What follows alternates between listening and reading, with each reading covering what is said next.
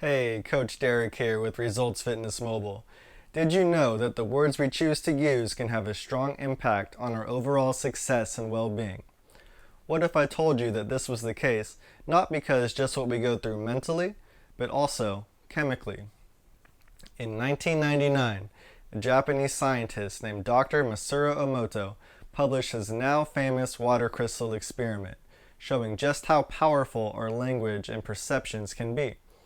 In Dr. Emoto's experiments, he took water droplets from the same water sample and placed them in small petri dishes. Once the water sample was in the dish, he would write a word with a positive or negative connotation on top of the dish. Some jars read of traits like love and beauty, while other jars read of evil and hate. Dr. Emoto did this with words from a variety of languages and placed the samples into a freezer. Sometime later, Dr. Emoto removed the samples from the freezer and examined the frozen water droplets under a microscope. He discovered that the droplets with words of positivity and love on top exhibited beautiful, clear, symmetrical water crystals, while the negative words displayed muddy-looking and unsymmetrical crystals, oftentimes looking chaotic. Dr. Emoto also performed this experiment several times, using water samples ranging from everything from purified water to tap water to dirty water samples from the Fujiwara Dam. Regardless of where the water was from, however, the result remained the same. Positive words, thoughts, intentions produced beautiful looking water crystals that were symmetrical, while the latter produced mucky and unsymmetrical crystals.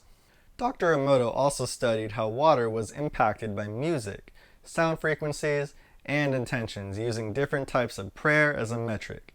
Using Mozart's 40th Symphony and Buddhist prayer created some of the most beautiful crystals of all, while using heavy metal music produced some of the most chaotic.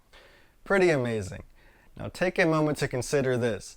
If our bodies are 60% water, what can our thoughts and words do to our own well-being? Also, consider that parts of our body have an even higher concentration of water. Our brains and our hearts are around 73% water, while our lungs, slightly above 80%, and our skin can be up to 64% water. Now, it makes sense why stress and our thoughts can lead to hypertension, depression, and other severe health complications that might otherwise be totally preventable. Now, ponder this.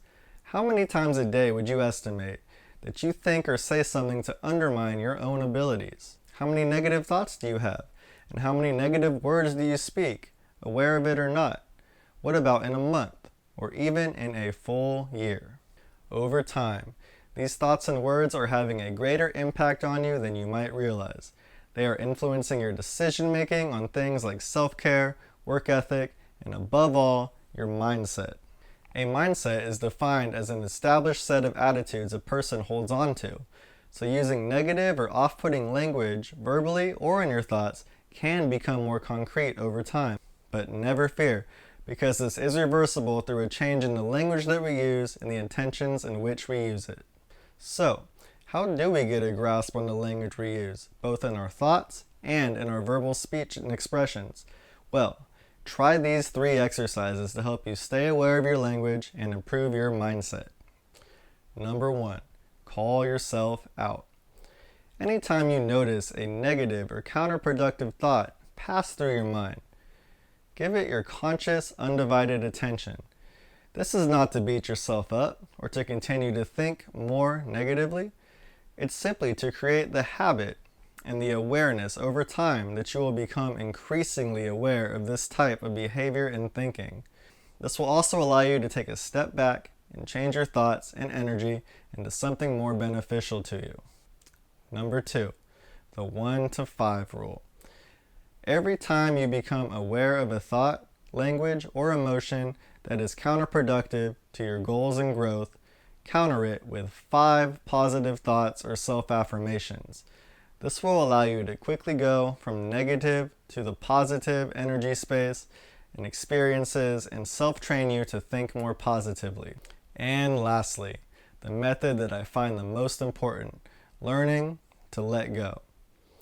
If you have a negative or down-putting thought, there is no need to become frustrated with yourself. Just like a flowing river, your thoughts will come and go just like the running water.